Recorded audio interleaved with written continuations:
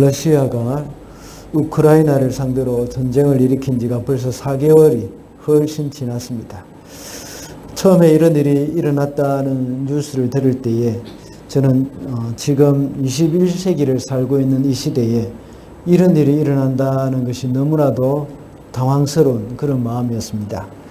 물론 중간중간에 그전에도 테러가 있었고 게릴라전이 일어나기도 했습니다. 그래서 그 보복으로 또 미사일을 쏘거나 또 다른 보복을 하는 일도 있었습니다. 그런데 이렇게 노골적으로 강한 나라가 약한 나라를 상대로 무력으로 전면전을 일으킨다는 것은 너무나도 야만적인 행동입니다. 러시아의 이런 침략으로 인해서 온 세계가 몸살을 앓고 있고 또 경제적으로만 어려움을 겪고 있을 뿐만 아니라 정치적으로도 큰 풍파를 일으키고 있습니다. 그리고 중국은 점점 더 이 노골적으로 또 대만을 침공할 뜻을 나타내고 있습니다. 그리고 어떤 명분만 있으면 이 전쟁을 일으키려고 이 호시탐탐 노리고 있는 것을 보게 됩니다. 북한도 역시 이 기회에 계속해서 미사일을 발사하고 있고 또 핵실험을 하고 있습니다. 러시아와 중국을 중심으로 미국과 서방 국가를 대항해서 힘겨루기가 시작이 되었습니다. 과거에는 미국과 소련을 중심으로 해서 공산국가와 자유진영의 냉전 시대였다면 이제는 신냉전 시대가 시작된 것 같습니다. 약 30년 전에 소련이 이 페레스트로이카로 해가지고 붕괴되고 냉전 시대가 끝이 난 것으로 생각이 되었습니다. 그렇지만 이 중동 지역에서 계속적인 갈등이 일어나고 또 걸프 전쟁도 있었죠. 그리고 계속적인 테러가 일어났고 나중에는 뉴욕의 쌍둥이 빌딩, 그 무역센터가 테러로 인해서 무너지기도 했습니다. 이 한반도는 또 어떻습니까? 지난 2018년도에 이 대통령과 북한 김정은이 만나고 판문점에서 서로 오고가는 그런 일도 있었습니다. 그래서 북한이 우리는 또 핵무기를 완전히 포기를 하는 신용도 보게 됐습니다. 그런데 또다시 핵실험을 준비하고 있다는 그런 소식이 많이 들립니다.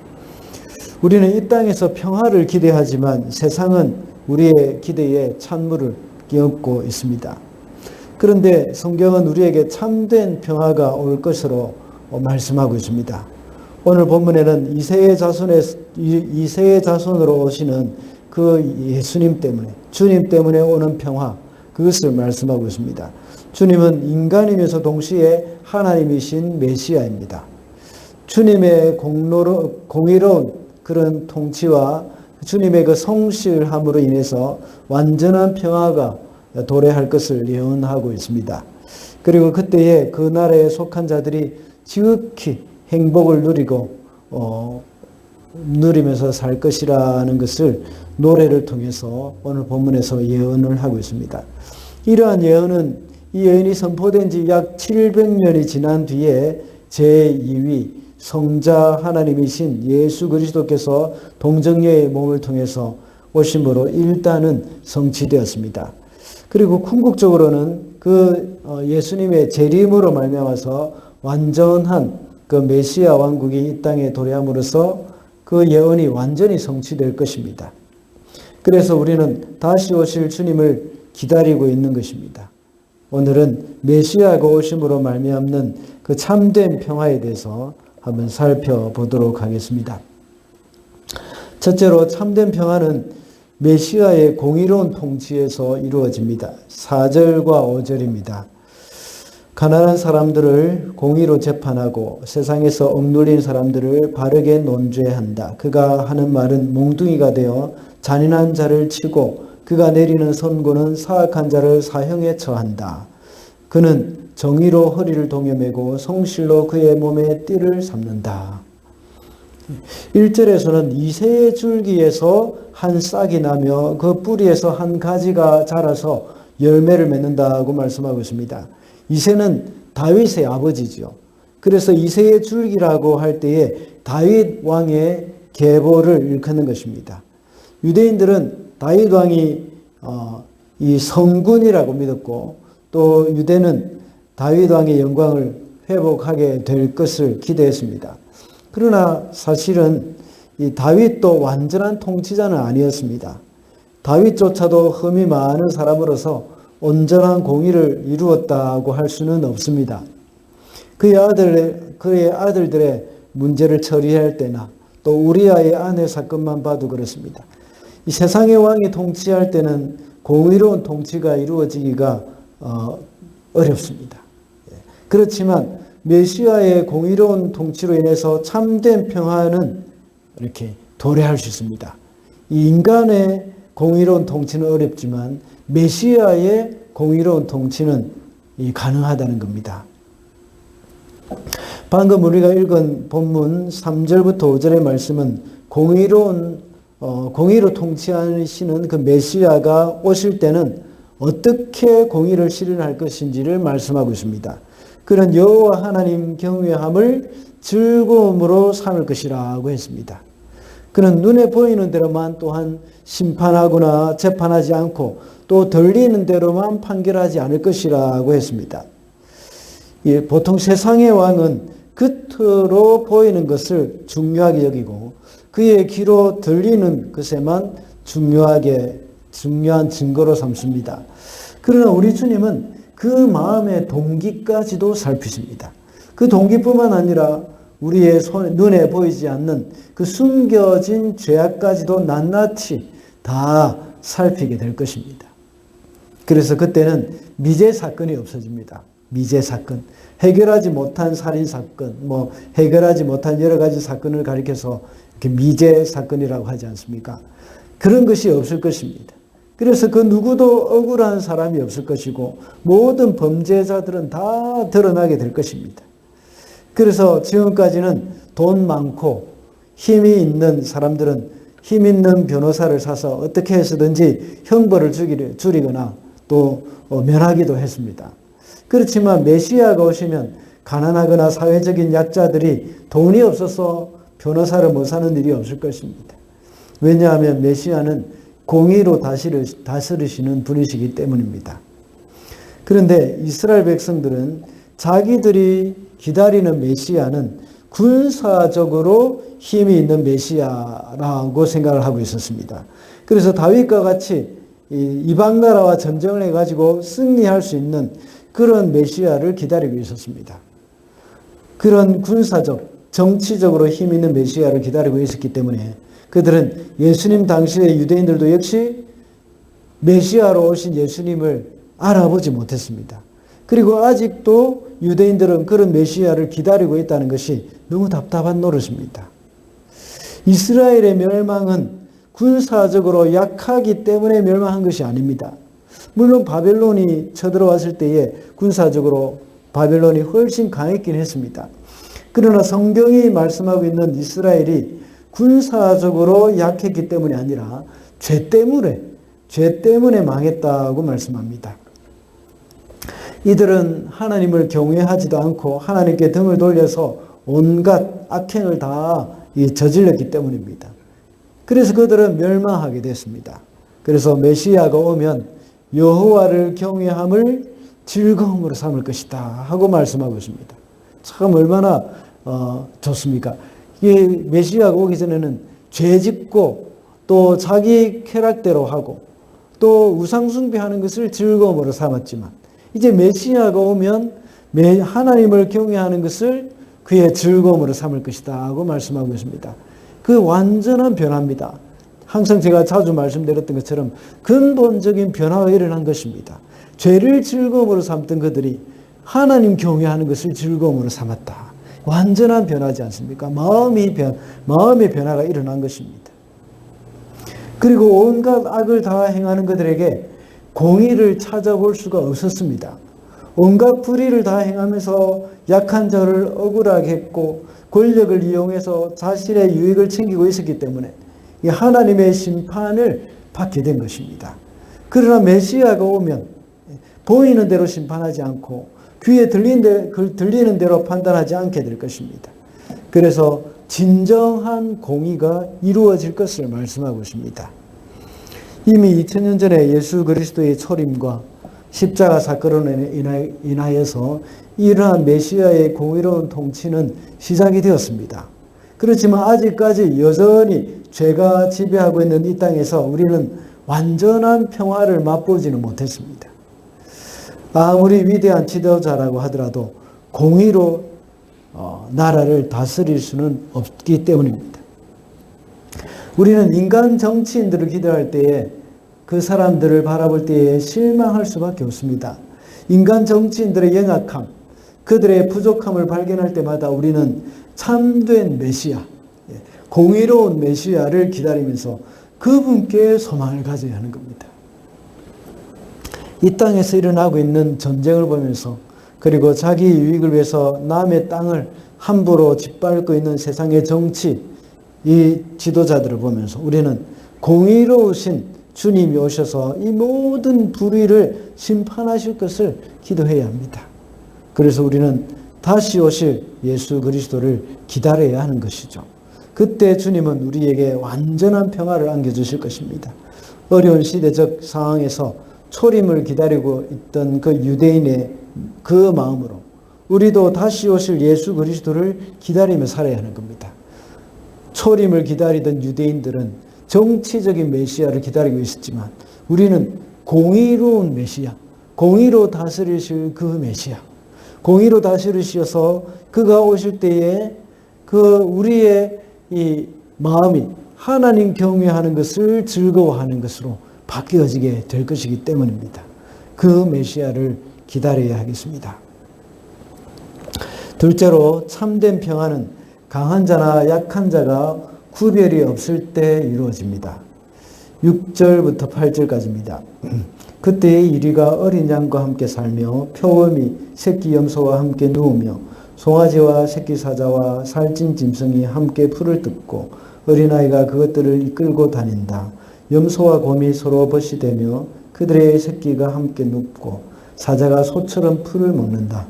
젖먹는 아이가 독사의 구멍 곁에서 장난하고 젖된 아이가 살무사의 굴에 손을 넣는다. 방금 읽은 이 말씀은 지금 일어나고 있는 현실과 완전히 동떨어진 일입니다. 이리와 어린 양, 표범과 새끼 염소, 그리고 송아지와 새끼 사자, 이런 것들은 모두가 먹고 먹히는 관계입니다. 그런데 오늘 본문에서는 이들이 함께 지내고 있는 것입니다. 그리고 7절과 8절에 나오는 광경은 정말 평화로운 생활을 나타내주고 있습니다. 다시 말하자면 약한 자와 강한 자가 함께 지내고 있다는 겁니다. 그리고 참된 평화가 오면 누가 강한 자이고 누가 약한 자인지 구별할 수가 없다는 것입니다. 우리가 지금 살펴보고 있는 이사야 11장의 시대가 그 배경이 예수님이 오시기 전 734년 그때 당시였습니다. 아람 왕 르신과 북이스라엘 왕 베가 두 나라가 연합해 가지고 유다를 공격했습니다. 유다 왕 아하스로 하여금 시리아에 대항해서 이렇게 이 동맹군에 자기 편에 가입시키려고 했던 겁니다. 그러나 아하스는 이 도리어서 친아수르 정책을 피웠던 것이죠. 이에 위협을 느꼈던 그 아람과 북이스라엘은 유다를 침공했던 겁니다. 그래서 만약에 말을 듣지 않으면 유다를 무너뜨리고 왕을 교체하겠다는 그런 협박을 하는 가운데서 이 두 연합군이 예루살렘을 포위했던 그런 상황이었습니다. 이게 바로 약육강식의 모습이죠. 자기 말을 듣지 않는다고 예루살렘을 쳐들어온 것입니다. 우리나라의 지형을 볼 때 세계 열방들이 좀 대륙으로 들어가는 그런 다리 역할들을 많이 했습니다. 지금도 하고 있습니다. 일본이 중국을 침략할 때도 우리나라를 발판으로 삼으려 했던 것이죠. 그리고 중국도 역시 우리를 변방국가로 생각을 하고 많이 괴롭혔습니다. 그리고 서구 문명이 들어와서 내륙으로 들어가기 위해서 꼭 한반도를 발판으로 삼았던 겁니다. 그러니까 항상 이 전쟁이 끊이지 않았습니다. 이런 일이 예나 지금이나 다르지 않습니다. 지금 북대서양 조약기구 나토 여기에 가입하는 문제를 두고 러시아와 또 유럽 국가들이 서로 갈등이 일어나고 있지 않습니까? 우크라이나 전쟁도 역시 이런 문제이지 않습니까? 지금 한국과 일본이 또 나토 정상회의에 참석했다고 중국은 그 대가를 치를 것이라 하는 그런 협박도 하기도 했습니다. 이 중국이 남태평양까지 또 이 세력을 뻗치는 것을 막기 위해서 중국과 미국과 호주 그리고 또 뉴질랜드를 이렇게 연합해가지고 중국을 견제하고 있습니다. 모두가 서로 자신의 세력을 키우기 위해서 온갖 노력을 다 하고 있는 겁니다. 과거 우리나라 역사를 봐도 늘 중국의 속국으로 있으면서 일본과 싸우기도 했습니다. 우리나라의 근대사를 볼 때도 역시 마찬가지입니다. 그저 강한 나라의 편에 들어가서 우리나라의 평안을 보장받으려고 했던 적이 얼마나 많이 있었습니까? 그러나 우리가 정말 평화를 원한다면 이렇게 줄서기를 해서는 안 되는 것이죠. 군사적 동맹이 평화를 지켜주는 것이 아닙니다. 물론 우리 나름대로 국력을 키우는 것도 필요하긴 합니다. 그러나 궁극적으로 우리가 해야 될 것은 그 하나님을 의지해야 되는 겁니다. 지금까지 유다는 이 군사적 동맹 여기에 신경 쓰다가 결국은 망하게 되었습니다. 우리나라 한반도 정세나 이스라엘 상황이 너무나도 비슷합니다. 이스라엘은 이 유럽과 아시아 그리고 아프리카 이렇게 세 개의 대륙을 이어주는 길목이었습니다. 그래서 이스라엘 땅만 장악한다면 세 개의 대륙 그 중요한 그 무역로를 확보할 수 있는 길을 열게 되는 겁니다. 지금도 우크라이나의 그 흑해를 차지하기 위해서 참 많은 이 전쟁을 또 하고 있지 않습니까? 이곳은 이 이스라엘 땅도 역시 전쟁이 끊이지 않았습니다. 하나님이 이스라엘을 약속의 땅이라고 이 팔레스타인 땅을 주셨습니다. 그 땅이 젖과 꿀이 흐르는 땅이라고 해가지고 이렇게 주셨는데 그런데 계속해서 이웃 나라의 침략을 당하면서 살아야 하는 곳입니다. 왜 하나님이 이런 위험한 땅을 이스라엘에게 주셨을까요? 왜냐하면 하나님만 의지하라고 주신 것입니다. 이스라엘 역사를 볼 때 그들이 하나님을 떠났을 때는 항상 외부의 침략을 당했습니다. 그러나 하나님만 의지하고 하나님을 경외하는 마음을 가졌을 때 그들은 평안했습니다. 오히려 이웃의 침략이 있어도 하나님이 다 무찔러 주셨습니다. 우리가 잘 아는 여호사밧의 브라가 골짜기 알지 않습니까? 암몬과 모압 자손이 연합해가지고 유다를 치러 들어왔습니다. 그때에 여호사밧이 하나님께 기도하고 찬양대를 앞세워서 전쟁에 나갔습니다. 그때 천사가 나타나서 암몬과 모압군을 다 무찔러 버렸습니다. 그 후에 어떤 일이 일어났습니까? 역대하 20장 29절 30절에 이렇게 기록하고 있습니다. 이방 모든 나라가 여호와께서 이스라엘의 적군을 치셨다 함을 듣고 하나님을 두려워함으로 여호사밧의 나라가 태평하였으니 이는 그의 하나님이 사방에서 그들에게 평강을 주셨음이더라. 나라가 태평하였다고 말씀하고 있습니다. 이렇게 하나님만 의지할 때에 그 땅은 강한 자나 약한 자가 하나님 앞에서 모두가 동일한 겁니다. 구별할 수가 없습니다. 모압과 암몬 자손들이 생각할 때에 그들은 유다보다 훨씬 강한 군사력을 가지고 있다고 생각했을 것입니다. 그러나 하나님을 경외하고 그분을 의지할 때에 아무리 강한 군사력을 가진 나라라도 여호사밧 앞에서 아무것도 아닌 것이 되어버렸습니다. 그래서 나라가 태평하였다고 말씀하고 있습니다. 아무리 강한 연합군이라고 하더라도 강한 것이 아니었습니다. 그리고 아무리 약한 유다라고 해도 약한 것이 아니었습니다. 결국은 역대하 20장 30절 말씀과 같이 하나님이 사방에서 그들에게 평안을 주셨던 것입니다. 그러므로 참된 평안을 위해서 약자가 강자의 편에서 안전을 보장받게 되는 것이 아니라는 겁니다. 물론 국력도 키워야 하겠지만 무엇보다도 하나님과의 관계를 바로 해야 하는 겁니다. 공의를 행하고 하나님을 경외하는 길을 배워야 하는 겁니다. 그리고 이사야서 1장 23절에서는 말하기를 내 고관들은 패역하고 도둑과 짝하며 다 뇌물을 사랑하며 예물을 구하며 고아를 위하여 신원하지 아니하며 과부의 송사를 수리하지 아니하는도다 라고 말씀하고 있습니다. 국제적으로는 야구육 강식의 논리, 국내적으로는 또 힘의 논리로 가난하고 없는 사람들을 착취했던 그런 유다였습니다. 마치 힘센 사자들이 힘이 없고 약한 양들을 해치고 잡아먹는 것과 같은 그런 상황이었습니다.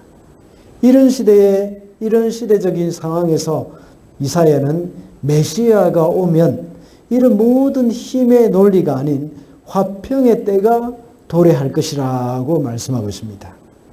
메시아의 때가 오면 힘이 세다고 해서 약한 존재를 괴롭히거나 착취하는 일이 없어질 것이라는 말입니다. 조금 전에 읽은 6절부터 8절의 말씀과 같이 이렇게 말씀과 이렇게 한번 다시 읽어보겠습니다. 그때에 이리가 어린 양과 함께 살며 표범이 새끼 염소와 함께 누우며 송아지와 새끼 사자와 살찐 짐승이 함께 풀을 뜯고 어린아이가 그것들을 이끌고 다닌다. 염소와 곰이 서로 부시되며 그들의 새끼가 함께 눕고 사자와 소처럼 풀을 먹는다. 젖 먹는 아이가 독사의 구멍 곁에서 장난하고 젖된 아이가 살무사의 굴에 손을 넣는다. 그래서 메시아 시대에는 아람 왕이나 북이스라엘 왕 또는 아수르와 같은 나라도 더 이상 남유다를 괴롭히지 않는다는 것입니다. 힘이 센 존재도 그리고 힘이 약한 존재도 함께 구별 없이 안전하게 살아갈 것이라 하는 것입니다. 이런 날을 기대하면서 우리 성도의 자신은 어떠해야 하겠습니까? 우리의 특권을 내려놓고 우리는 약자들을 도와야 합니다. 이것이 바로 오실 메시아를 기다리는 성도의 자세라고 볼 수 있습니다. 그래서 그리스도인들로 인해서 약자들이 마음 놓고 사는 세상이 되도록 노력을 해야 합니다. 가난한 이웃을 돌아보고 또 어렵고 힘든 사람을 배려해 줘야 합니다. 그렇게 할 때에 강하다고 다른 사람을 배려하지 않거나 자신의 힘을 과시하는 그런 일이 없을 것입니다. 그리고 또한 약하다고 해서 비굴하지 않는 그 날이 오게 된다는 것입니다. 우리는 비록 약할지라도 하나님을 의지하면서 비굴하지 말아야 되고 또 강할지라도 우리가 하나님을 두려워하는 마음으로 약한 사람을 배려하고 하나님을 의지하는 그런 마음으로 살아야 한다는 겁니다. 마지막으로 참된 평화는 하나님을 알게 될 때 일어납니다. 9절 말씀입니다. 나의 거룩한 산 모든 곳에서 서로 해치거나 파괴하는 일이 없다. 물이 바다를 채우듯 주님을 아는 지식이 땅에 가득하기 때문이다. 이 말씀에서 서로 해치거나 파괴하는 일이 없다고 말씀합니다. 이것도 역시 평화가 온다는 말입니다. 어디서 이렇게 된다는 말입니까? 하나님의 거룩한 산이라고 말하고 있습니다. 다시 말하자면 메시아가 다스리는 곳. 이 하나님의 거룩한 산, 이거 1차적인 의미로는 예루살렘 또 시온산을 가리키는 것이지만 이것은 나중에는 메시아가 다스리는 곳, 그것이 바로 하나님의 거룩한 산이 되는 것입니다. 메시아가 다스리는 곳은 어디든지 하나님의 통치 영역입니다. 거기에는 서로 해치거나 또 파괴하는 일이 없이 참된 평화가 임하게 된다는 것을 말씀하고 있습니다. 우리가 구약의 열왕기서나 역대기서를 보면 이 말씀이 정말 실감이 납니다. 북이스라엘은 모든 왕이 부패해서 하나님을 떠났지만 남쪽 유다는 그나마 이 선한 왕이 다스리던 때가 많이 있었습니다. 선한 왕이 다스리던 때는 온 유다가 하나님을 경외하면서 잘 섬겼습니다. 그러다가 악한 왕이 다스릴 때는 백성들도 부패해져 가지고 하나님을 떠나는 그런 일들이 얼마나 많이 있었습니까? 그만큼 통치자의 영향력이 크다는 것입니다. 방금 읽은 본문에서 하반절에는 메시아가 다스리는 그곳에 그렇게 참된 평화가 일어나는 이유에 대해서 말씀하고 있습니다. 그 이유가 뭡니까? 오늘 본문에 보면 물이 바다를 채움같이 주님을 아는 지식이 땅에 가득하기 때문이라고 말씀하고 있습니다. 온 땅의 사람들이 여호와 하나님을 아는 지식을 갖고 있다는 것입니다. 여호와를 아는 지식이라는 것은 이론적인 지식이 아니라 경험적으로 아는 지식을 말하고 있는 겁니다. 다시 말하자면 마치 남편과 아내가 서로 아는 것과 같이 하나님의 백성이 여호와를 알게 될 것이라는 겁니다.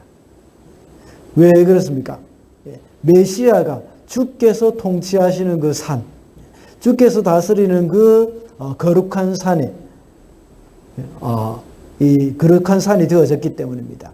주께서 다스릴 때에 모든 사람들이 여호와를 경외하는 마음으로 가득 차 있고 하나님을 아는 것이 온 땅에 가득 덮여 있기 때문이라고 오늘 본문에서 말씀하고 있습니다. 이렇게 다스리는 자의 영향력이 크다는 것이죠. 우리가 하나님과의 인격적인 만남 일어난 곳, 하나님과의 그 인격적인 만남, 이것이 바로 하나님을 아는 것이라고 볼 수 있습니다. 다시 말하자면 마치 부부가 남편과 아내가 서로 알고 또 인격적으로 서로 교제하고 만나고 있는 것처럼 하나님과 우리 사이도 역시 마찬가지입니다.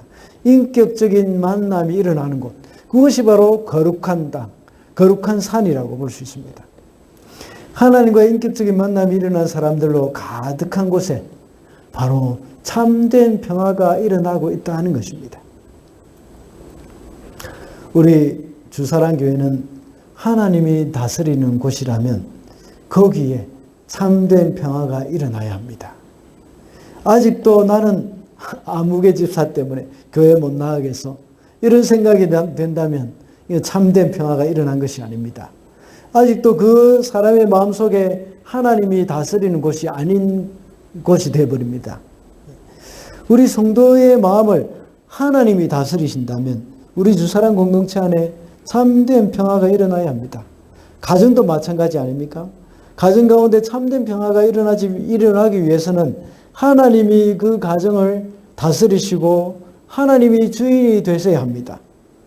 가정에서 부부 간의 불화, 자녀와 부모 간의 불화가 일어난다는 것은 아직도 그 가정을 주님이 다스리지 못하기 때문에, 주님이 다스리도록 우리가 내어드리지 못했기 때문에 그렇습니다. 우리의 가정을 하나님이 다스리도록 하기 위해서 우리가 어떻게 해야겠습니까? 우리가 하나님을 경외하고 하나님과의 인격적인 깊은 만남이 이루어질 수 있도록 해야 하는 겁니다. 물이 바다를 덮음같이 우리의 여호와를 아는 지식이 온 땅에 가득 덮이도록, 또 우리가 하나님을 아는 지식이 온 가정에 또 온 교회에 다 덮이도록 해야 하는 겁니다. 오늘 본문 말씀과 같이 하나님을 아는 지식으로 가득 채워가야 하는 겁니다. 날마다 하나님과의 그 인격적인 만남, 그것이 이루어져야 하는 겁니다. 몇 주 전에 광고를 한번 했던 것 같이 온 가족이 함께 가정 기도회를 하지 않았던 그런 지금이 않았다면 이제 가정에서 그 기도가 시작이 되어야 하는 겁니다. 지금까지 하지 않다가 갑자기 시작하려면 참 쉽지 않습니다. 그렇다면 아주 작은 것부터 시작을 해야죠. 식사 기도부터 누가 대표로 기도하고 잠자기 전에 부부가 함께 기도하는 것부터 시작해야 하는 겁니다. 말로는 하나님이 우리 가정의 주인이라고 하지만 실제로는 자기 자신이 주인이 될 때가 참 많습니다. 그러나 그렇게 가정 기도를 하게 되면 이제 점점 더 그 가정의 주인의 자리를 하나님께 내어드릴 수가 있는 겁니다. 그럴 때 하나님이 아시고 또 자녀가 알게 되고 더 나아가서 자기 자신의 영혼이 알게 되는 겁니다. 가정에서 참된 평화는 복음으로 하나 될 때 이루어지는 겁니다. 하나님을 아는 지식, 하나님과의 진정한 인격적인 교제, 이것의 시작으로부터 해서 가정의 평화가 일어나고 또 하나님과의 인격적인 만남, 이것을 통해서 교회의 평화가 일어나고 또 이 사회의 평화가 일어나고 나라의 평화가 일어난다는 것입니다. 그래서 참된 평화는 여호와를 아는 지식이 온 땅에 가득할 때 이루어지게 될 것입니다. 말씀을 맺겠습니다. 오늘은 참된 평화라는 제목으로 말씀을 살펴봤습니다. 참된 평화는 메시아의 공의로운 통치에서 이루어집니다. 그리고 참된 평화는 강한 자가 약한 자가 구별이 없이 동등하게 지낼 때 이루어지고 또 하나님을 아는 지식이 있을 때에 참된 평화가 이루어진다고 했습니다. 그러므로 우리는 주님이 오셔서 공의로운 통치를 하실 날을 기대하면서 기다려야 하겠습니다. 이미 우리 마음 가운데 찾아오신 그 주님을 주인으로 모시고 있다면 우리 속에서 먼저 참된 평화가 일어나도록 해야 합니다. 그리고 나 자신과 더불어 평화가 이루어져야 하고 이웃과 더불어 역시 평화가 이루어지도록 해야 합니다. 그래서 주님이 다스리시는 저와 여러분의 마음이 되시기를 바랍니다.